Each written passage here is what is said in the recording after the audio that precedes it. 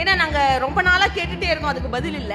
இந்த இந்துஸ்தான் மே एक एक आदमी हो 12 लाख रुपये मुफ्त में जाएगा कितना पैसा के இந்துஸ்தான் மேன்னு ஒரு டயலாக் சொன்னார், ஞாபகம் இருக்கா மேடம்?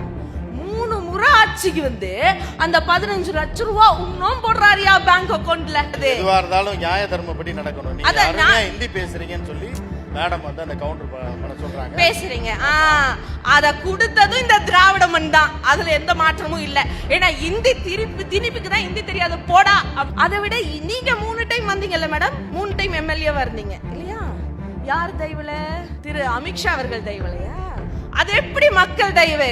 கூட இருந்தது காங்கிரஸ், அதோட கூட்டணியில் இருந்தது திராவிட முன்னேற்ற கழகம்ன்ற அரசு. யோசிக்கணுங்க, யோசிச்சுட்டு பேசணும். அது மட்டும் இல்லாம அப்புறம் இப்ப எலக்ட்ரல் பேலட் மேடம், ஒன்னும் பிரச்சனை, நோட் பண்ணி வச்சுக்கோங்க மேடம். மேடம் நீங்க வேற அதாவது உச்ச நீதிமன்றத்துல வேற இருக்கீங்க இல்ல. அவங்க வந்து 20 ஸ்டேட் எங்க கண்ட்ரோல்ல இருக்கு, 20 ஸ்டேட் எங்க கண்ட்ரோல்ல இருக்கு. எங்க 20 ஸ்டேட் உங்க கண்ட்ரோல்ல இருக்கு. ஆனா நாட்டினுடைய பாதுகாப்பு யாரோட கண்ட்ரோல்ல இருக்குன்னு தான் தெரியல. டெல்லி ஏன்னா ஆளுநர் தான் சார் மறந்துடுவாரு. தமிழ் தாய் வாழ்த்து சொல்றதுக்கு எங்களுக்கு தேசியத்துக்காக எங்களுக்கு விடுதலை வேணும்னு சொல்லி நாங்க தமிழ்நாட்டில் நின்று தான் போராடணும். அதனால தமிழ் தாய் வாழ்த்து தான் முதன்மையா இருக்கும். மேடமுக்கு அது தெரியலன்னா நாங்க இன்னும் பண்ண மைக்க போட்டு போட்டு ஆஃப் பண்ணாங்க. ஆமா, அங்க உட்காந்துட்டு இருக்கவங்களுக்கு எல்லாம் வேற வேலையே இல்லை, விளையாண்டுட்டு இருக்கோம் நாங்க. அதுதான் இப்ப இருக்கிற நிலைமையில இருக்கு. அதனால லைட்டா போட்டு போட்டு, அதுவும் பிஜேபியில இருந்து வந்து பேசுறதுக்கே ஒரு தைரியம் வேணும்.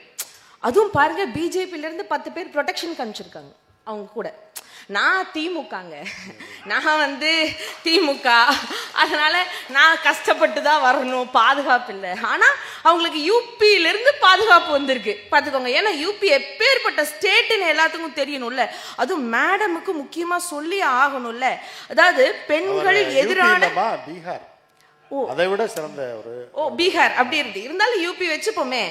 பெண்களுக்கு எதிரான குற்றங்கள் அதிகம் செய்யக்கூடியதுல யூபி முதலிடம், பெண்கள் கடத்துவதில் யூபி முதலிடம், குற்றங்கள்ல யூபி முதலிடம், குற்றங்கள்ல யூபி முதலிடம், சிறை கொள்ளையில யூபி முதலிடம், வரதட்சணை கொள்ளையிலும் யூபி முதலிடம்.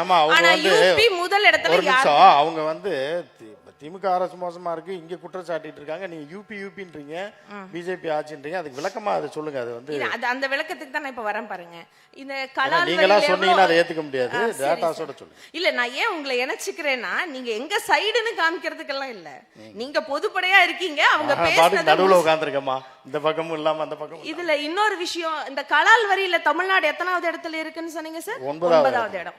அந்த 9வது இடம் கூடி பிடிச்சிருச்சுன்னு சொன்னீங்களா? அது காரணம் என்ன தெரியுமா? எங்க மேடம் சொன்னதான், நாங்க எதுவும் சொல்லலீங்க, மேடம் சொன்னதான். 4 எம்எல்ஏ பிஜேபியில் இருக்காங்கல்ல, அப்ப அந்த 9வது இடம்னாச்சும் வேணுமா இல்லையா? அப்ப அது அந்த மாதிரிதான் போயிட்டு இருக்கு. அதுல வந்து நேரு அவர்களையே நாங்க ஓவர்டேக் பண்ணிடுவோம். ஆமா மேடம், கண்டிப்பா நேரு அவர்கள் எல்லாத்தையும் நாட்டுடைமையாக்குனாரு. நீங்க எல்லாத்தையும் அதானி அம்பானிக்கும் முழுக்க பிளாட் போட்டு வித்துட்டு இருக்கீங்கல்ல, அப்ப அந்த மாதிரிதான் இருக்கணும். ஒன்னும் பிரச்சனையே கிடையாது. இதுல இது வேற 3 முறை மோடி அவர்கள் ஆட்சியில வந்திருக்காங்க, 3 முறை மோடி அவர்கள் ஆட்சியில வந்திருக்காங்க. ரைட்டு, 3 முறை ஆட்சி. நான் ஒன்னே ஒரு விஷயம் கேட்கிறேனே, ஏன்னா நாங்க ரொம்ப நாளா கேட்டுட்டே இருக்கோம், அதுக்கு பதில் இல்ல.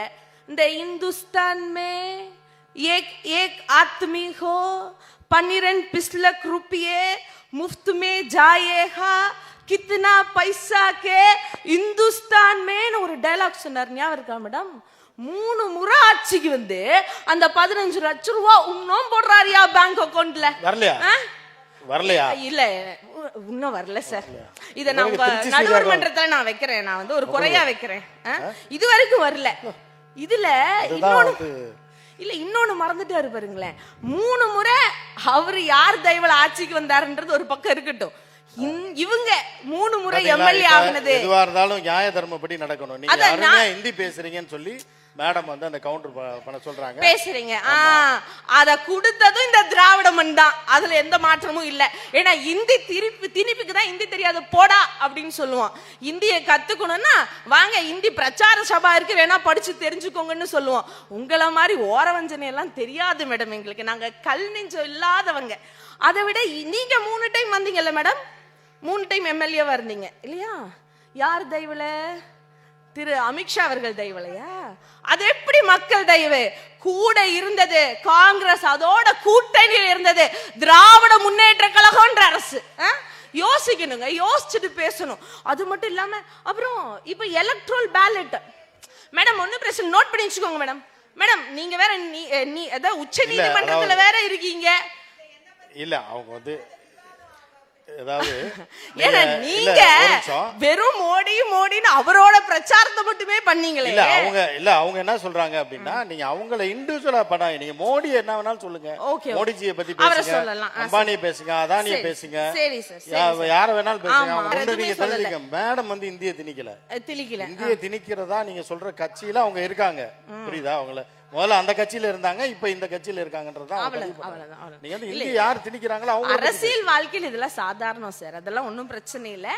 அதுக்கு மேல மேடம் எனக்கு இன்னொரு கேள்வி. இப்ப எங்களுடைய முதல்வர் அவர் சொல்லிட்டே இருக்காரு, அதாவது பிஜேபி ஒரு விதத்துல ஜெயிக்குதுன்னா, நீங்க சொன்னீங்களே இப்ப எலக்ட்ரல் பேலட்ல தான் முழுசா ஜெயிக்குது அப்படின்னு. இப்ப எலக்ட்ரல் பேலட்லயும் லிஸ்ட்ல எடுத்துக்கலாமா மேடம்? இடி, ஐடி, சிபிஐ, அது போக இப்ப வந்து இவிஎம் மெஷின், எலக்ட்ரல் பேலட்டையும் சேர்த்து எடுத்துக்கலாம். ஏன்னா அப்படிதான் இருக்கு. அதாவது 20 ஸ்டேட் எங்க கண்ட்ரோல்ல இருக்கு, 20 ஸ்டேட் எங்க கண்ட்ரோல்ல இருக்கு. எங்க 20 ஸ்டேட் உங்க கண்ட்ரோல்ல இருக்கு, ஆனா நாட்டினுடைய பாதுகாப்பு யாரோட கண்ட்ரோல்ல இருக்குன்னு தான் தெரியல. டெல்லியில ஒரு இது வரைக்கும் அது என்ன விஷயம்னு யாரும் எடுத்து பார்க்கல, பேசவும் முடியல.